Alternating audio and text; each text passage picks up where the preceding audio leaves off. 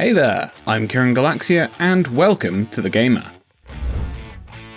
So, let's talk about Megaera. She's the first boss you'll face in Hades as you try and escape from Tartarus. Lover or hater, and I admittedly wear my heart on my sleeve, Megaera my beloved, she's the first real challenge you'll face. Sometimes that challenge might just be you trying to get her to pop up as a boss, due to certain shenanigans later on in the game. I definitely didn't spend an exceptionally long time trying to get her for this video, but I digress. If you've been playing with reckless abandon, button bashing as you go, Meg'll know, and she'll send you right on back to the start. All this pressure that Megaera places around you though, she's actually a perfect first boss. She's got 4 main attacks that are telegraphed perfectly. Alongside these attacks, she'll also summon 2 kinds of enemies, thugs and witches. Thugs can be relatively easy to ignore due to their slow, close range attacks, and you can just dash attack them as you're facing down Meg. Witches, however, can be a pain.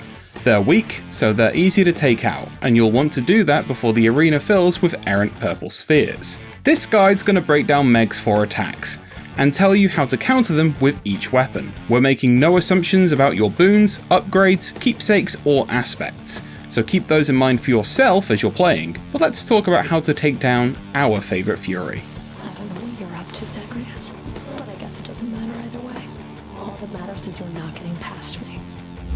Okay, let's start off with the dash attack. This is Meg's basic first attack. You'll see her crouch down like this, and then she'll dash towards Zagreus in a straight line. It's an easy attack to avoid. As soon as Meg's crouched, her trajectory is locked in, so all you have to do is run or dash to the side. So with Stygius, you'll want to avoid the attack and then dash in and get some hits in as she reorientates herself. If you've got the bow, range is your friend. Dash as far away from her as possible as soon as she's crouched, as her attack does actually have a limited range. Get a power shot in and whatever else you can. Aegis, your shield, can actually block this attack. Stir her dead on, block the attack, and then hit back with a bull rush. Varroth the spear has a few potential counters. You can get some pokes in while she's crouching and still have time to dash away, or you can avoid the attack and charge up a spin strike. If you've got the twin fists of Malphon, first off, good choice, I'm certainly not biased. Secondly, dodge her attack and then head in to deliver a devastating uppercut, and then dash back out. Lastly, if you're blasting with Exegriff, make sure you're fully loaded, maybe reloading as you're escaping, and then start blasting once you're in a safe location.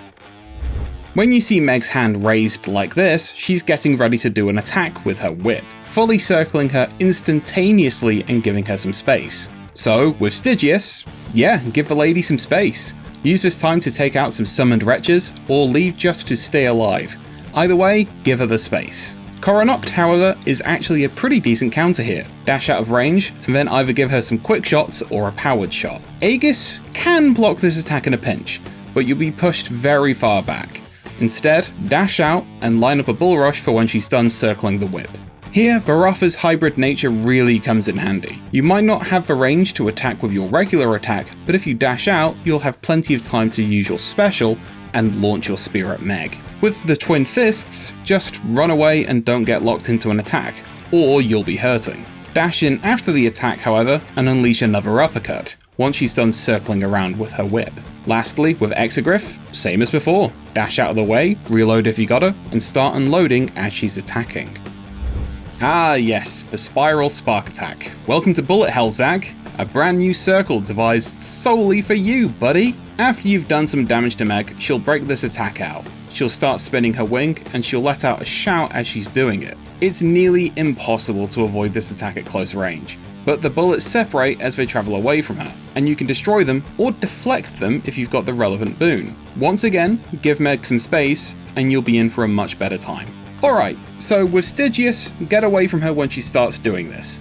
Get to a distance where you can dodge for bullets easily, and then either take out some summons if you're feeling spicy, or just use the time to survive and, think about reaching the surface. Coronoct is pretty great here, as it actually lets you return fire, get to a safe dodging distance, and then start returning fire at Meg. The shield Aegis is king here. Shield up, block the incoming shots, and once she's done firing off her shots, attack her with a bull rush. Do, however, be wary of any summons who may be in the room with you. Varroth's hybrid nature strikes again. Get far enough away to avoid the attacks, and then just start launching the spear at Meg. The Twin Fists, however, are kinda useless here. Run, dodge for bullets, and survive the onslaught to start unleashing your own. Lastly, Exegriff is pretty great here. Dodge to a safe distance and you can start unloading both regular rounds at Meg, but also start launching bombardments. She can't dodge while she's using this attack, so you might as well drop the bombs.